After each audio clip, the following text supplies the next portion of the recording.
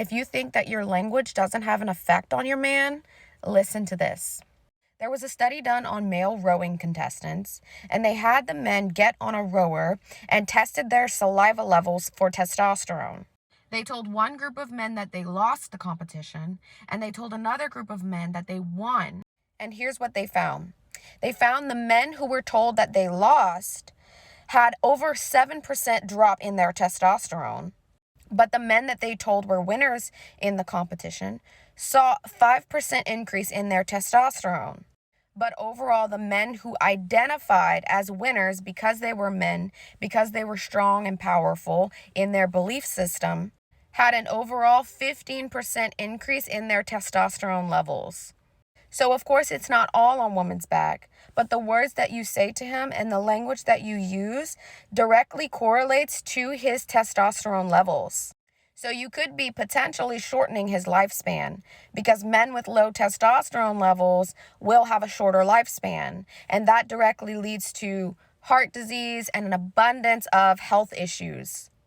The Bible says, out of the abundance of the heart, the mouth speaks, which means that consistently sinful words and deeds are indicative of a sinful heart. Now, I'm going to throw you a little caveat here, because some men can't hold the container of an abundantly spiritually strong heart. So sometimes it doesn't matter how well you speak to him or of him, because if he cannot hold the container of that, he will reject and consistently push it away. See, most men are not running away from great women. They are running away from parts of themselves that they are unwilling to fix in order to deserve a great woman.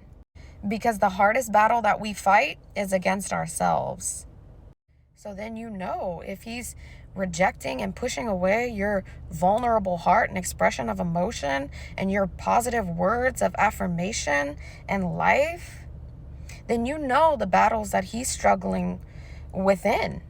So women, don't tell your man that he's a loser, that he's not a winner, he's not a good provider, he can't fix the simple things on the car.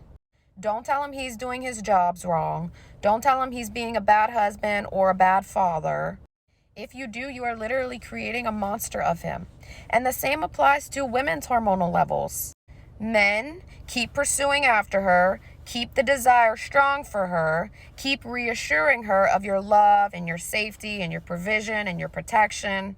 Keep speaking the spiritual life into your partnership. And no one is perfect, but when you're speaking and breathing life into one another rather than creating monsters out of one another, that is the soil for your relationship to grow.